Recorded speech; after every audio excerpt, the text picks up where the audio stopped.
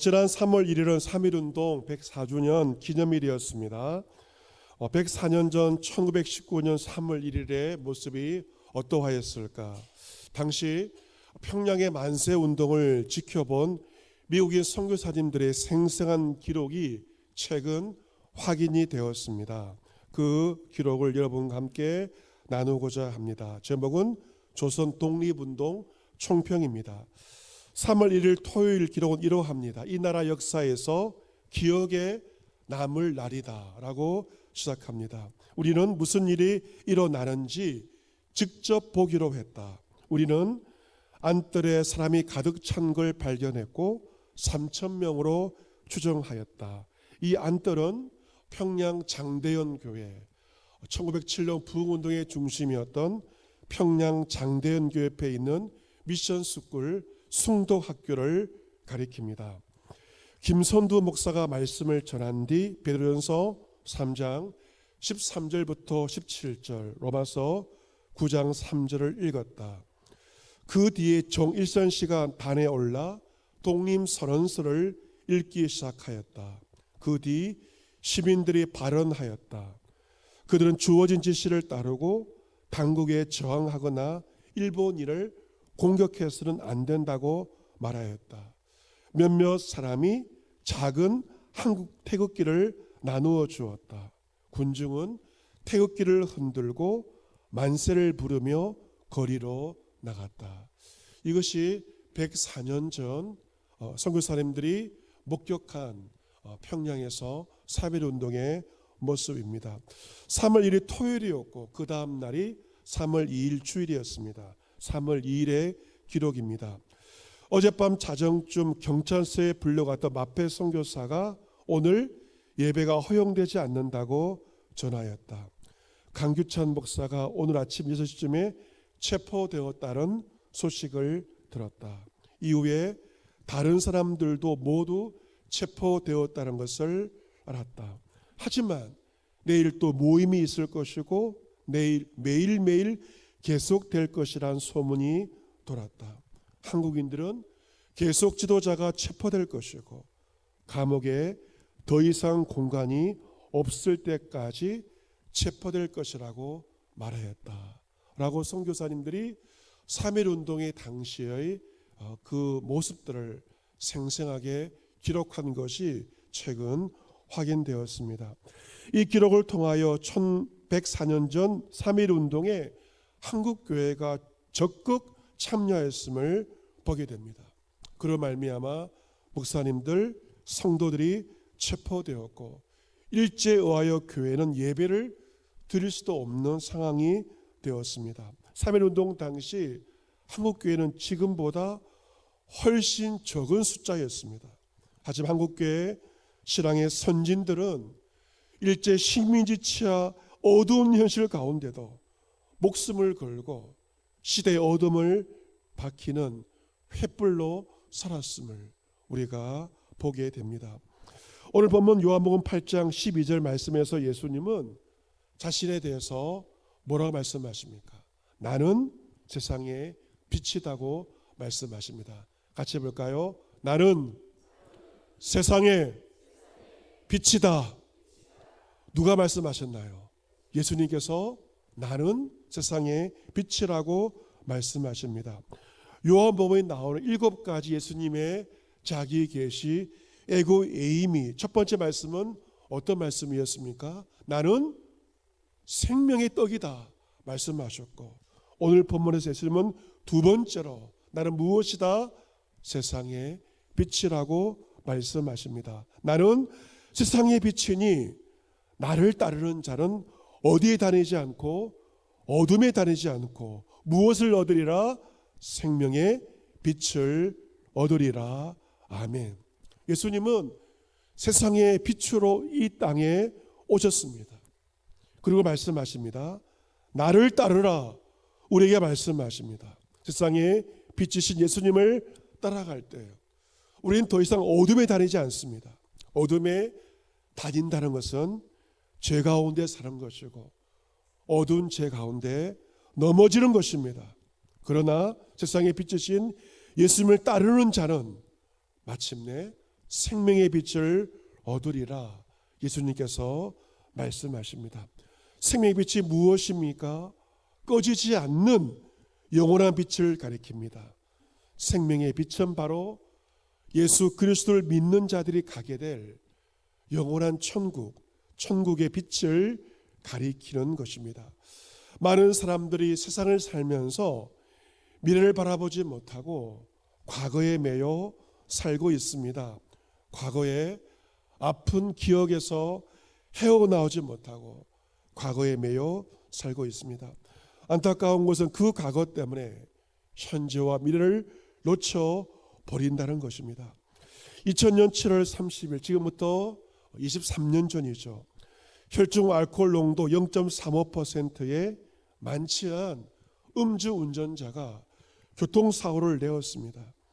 7중 추돌 사고가 발생하였고, 이로 말미암아 도서관에서 공부를 마치고 나오던 이화여대 유아교육학과 4학년 이지선 학생은 그날 전신 55%의 무려 3도의 중화상을 입게 되었습니다.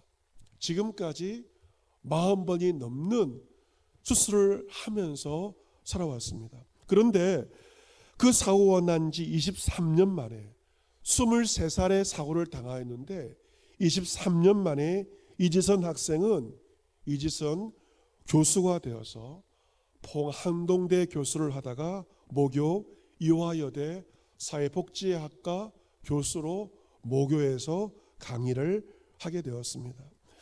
그들은 자신의 정체성을 말하면서 사고와 잘 헤어진 사람이라고 말합니다. 얼마나 고통스러운 사고입니까?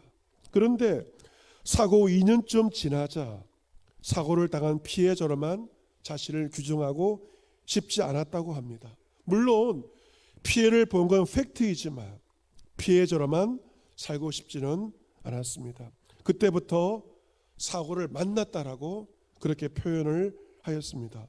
그렇게 표현한 순간부터 그녀는 사고와 헤어지기 시작하였고, 그 과거의 불행이 더 이상 그녀를 괴롭힐 수는 없었습니다. 그 사고와 헤어지는 방법은 다시 쓰기였습니다. 그 사건을 바라보는 관점을 달리하고 시각을 달리하자 그 사고의 의미가 새롭게 보이기 시작하였습니다. 그 사고를 통해 잃은 것도 많습니다.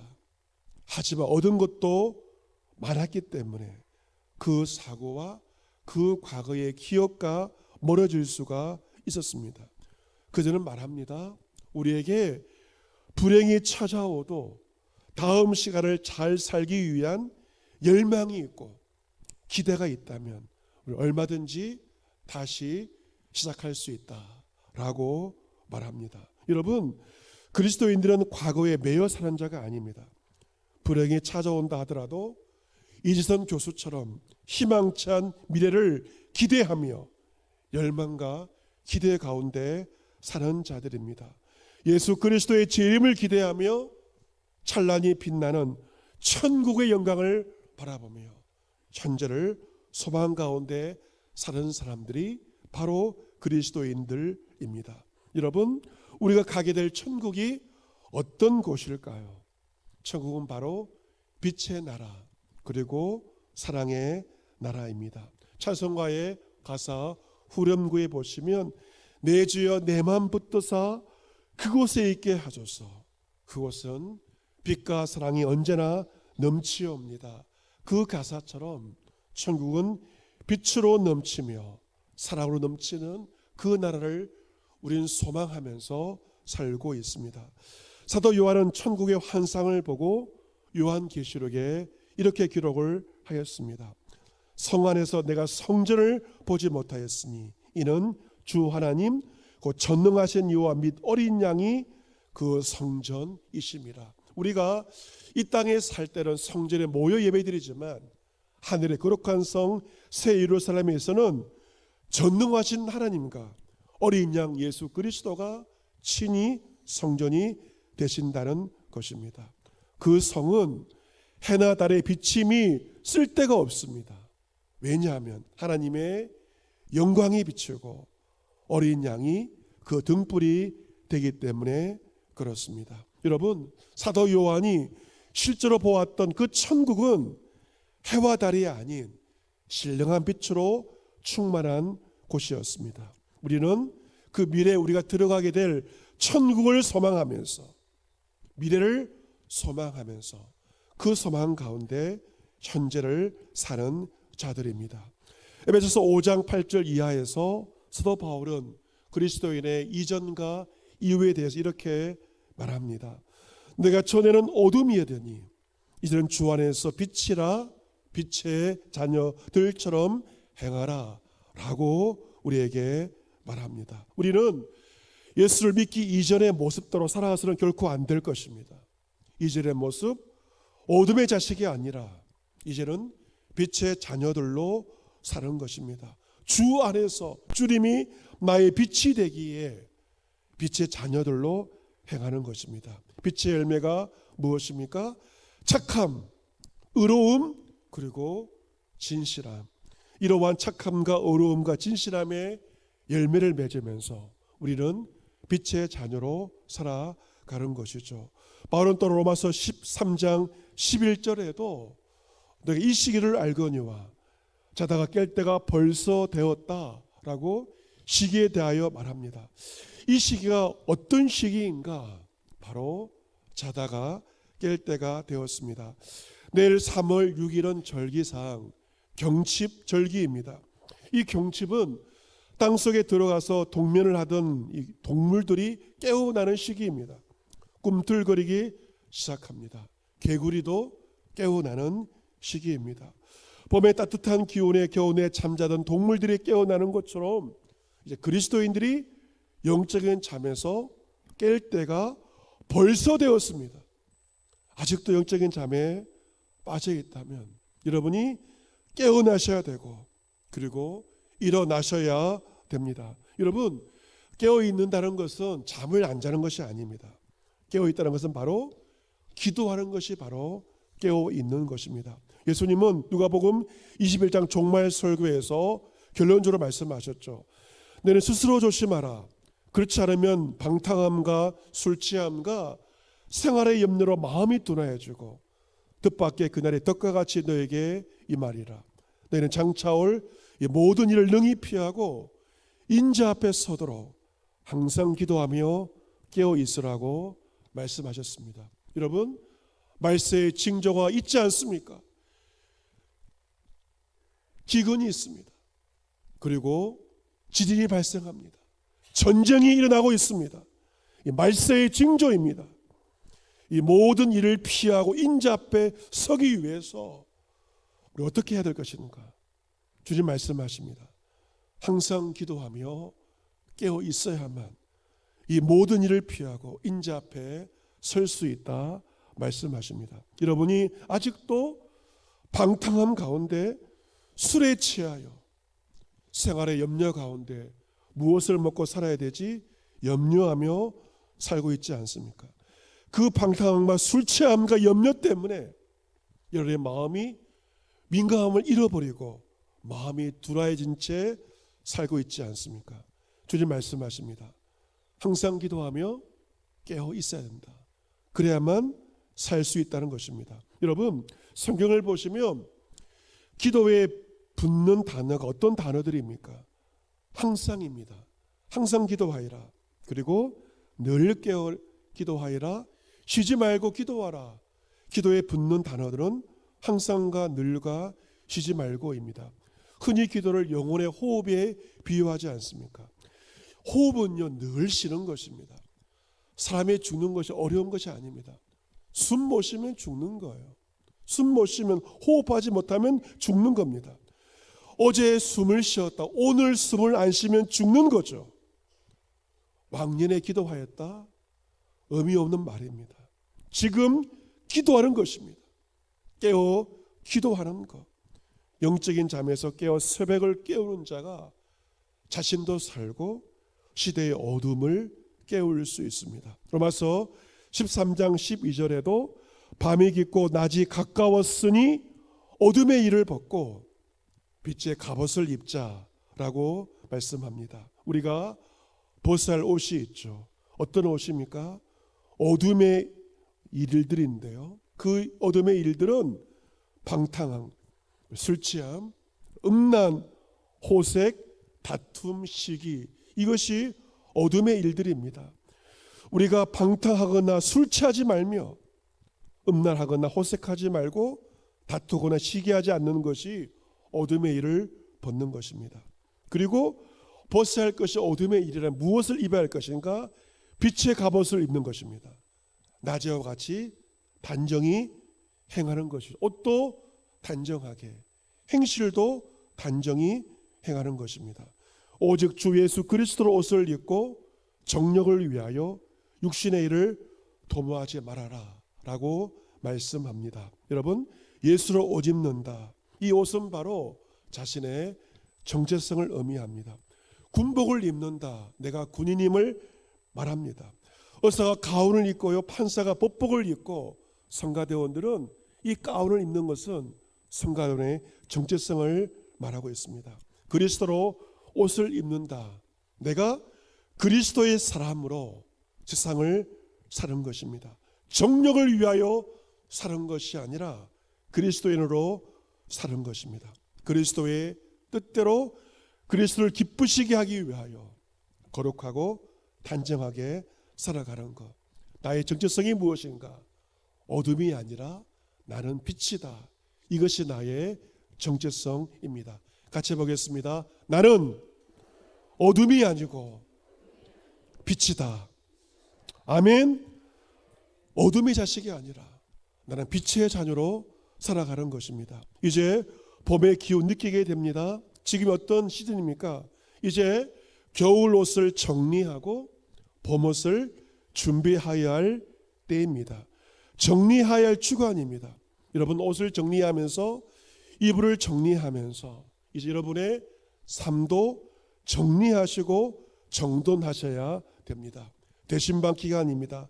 대신방을 준비하면서 여러분의 집도 깨끗하게 정돈하셔야 할 것입니다. 우리는 세상을 살면서 죄를 짓지 않는 데서 한 걸음 나아가야 되며 적극적으로 이 어두운 세상에 빛으로 살아가야 합니다. 예수님은 우리를 향하여서 세상의 빛이라고 말씀하셨죠. 너희는 세상의 빛이라. 이같이 너희 빛이 사람 앞에 비치게 하여 그들로 너희 착한 행실을 보고 하늘에 계신 너희 아버지께 영광을 돌리게 하라. 우리 교회 실천 가정 1일 1선 5가지의 감사인 것처럼 착한 행실로 하나님께 영광을 돌리며 살라고 말씀하십니다. 2000년 전 초막절 명절을 성전 앞들에 설치된 그 조명이 온 예루살렘을 비추었듯이 예수 그리스도를 따르는 교회와 그리스도인들은 어두운 세상을 비추며 세상에 빛된 그 사명을 감당하여야 합니다. 몇 해 전 많은 사람들에게 사랑받았던 드라마 중에 미스터 션샤인 드라마가 있습니다. 여러분 보신 분도 아마 계실 건데요. 구한말 일제 침탈 속에서 조국을 위해 분연히 일어났던 의병들의 숭고하고 아름다웠던 항일투쟁의 이야기를 담은 드라마입니다. 그 드라마에서 어릴 적 조선의 노비 출신으로 버림받았지만 미국에 가서 해병대 장교가 되어 조선에 다시 돌아온 남자 주인공이 항일운동을 하던 여주인공을 하여 이렇게 말합니다. 당신 하나 애쓴다고 이미 기울어진 나라의 운명이 바뀌진 않소. 다른 양가댁 주수들처럼 수나 놓으며 꽃으로만 살아도 될 텐데라고 말합니다. 그때 여주인공 고혜신이 이렇게 말합니다. 나도 그렇소. 나도 꽃으로 살고 있어. 다만 나는 불꽃이요. 그렇게 환하게 뜨거웠다가 지려하오. 불꽃으로 죽는 것은 두려우나 난 그리 선택하였어. 감동적인 대사입니다. 나는 사라지고 나는 죽을지라도 나라의 독립을 위해 조국을 위해서 자신의 모든 것을 아낌없이 바치겠노라. 주인공의 대사가 큰 울림을 줍니다. 빛은 자기를 태움으로써 자기를 희생함으로써 어두움을 밝힙니다. 104년 전 어두운 이 땅의 현실에서 기꺼이 불꽃으로 사라졌던 우리의 선진들에게 부끄러움 없이, 우리는 역사 가운데 부끄러움 없이 우리는 살아가야 할 것입니다. 사랑하는 성도 여러분, 세상의 빛이신 예수님께서 오늘 저와 여러분에게 나를 따르라 말씀하십니다. 여러분이 있는 그 곳에서 불꽃으로, 빛으로 살아가시기를 바랍니다. 여러분의 가정과 그 가문을 비추는 불꽃으로 살아가시기를 바랍니다. 우리 학생들 새로운 학기를 맞이하였습니다. 하나님께서 보내주신 그 학교에서 빛으로, 불꽃으로, 어둠을 비추는 불꽃으로 살아가야 할 것입니다. 여러분이 일하고 있는 그 직장에 내가 왜 들어갔는가? 이유는 바로 무엇입니까? 빛으로, 불꽃으로 쓰시기 위해서 여러분을 보내주셨기 때문에 이번 한 주간 그 직장에서 빛과 불꽃의 사명을 감당하며 살아가시기를 바랍니다. 우리를 울산 땅으로 보내주셨습니다. 이유가 무엇입니까? 밥 먹고 살라고 뜻이 아니라 울산을 비추는 빛으로, 나라와 민족을 위한 불꽃으로 우리는 살아가야 할 것입니다. 왜 이 땅이 어두운 현실 가운데 있습니까? 우리가 빛의 사명 감당치 않았기 때문에 이 땅이 어둡다면 우리는 다시금 새봄을 맞이해서 그 빛과 불꽃의 사명을 감당해야 할 것입니다. 나아가 열방을 비추는 불꽃으로 선교의 사명을 감당해 나가야 할 것입니다. 여러분으로 말미암아 세상이 더 밝아지고 환해지는 이번 한 주간이 되기를 바랍니다. 이번 한 주도 세상의 빛이신 주님을 따라 살아감으로 말미암아 마침내 영원한 생명의 빛, 저 천국에 들어갈 수 있는 저와 여러분 모두가 될 수 있기를 구주 예수 그리스도의 이름으로 축복합니다. 아멘.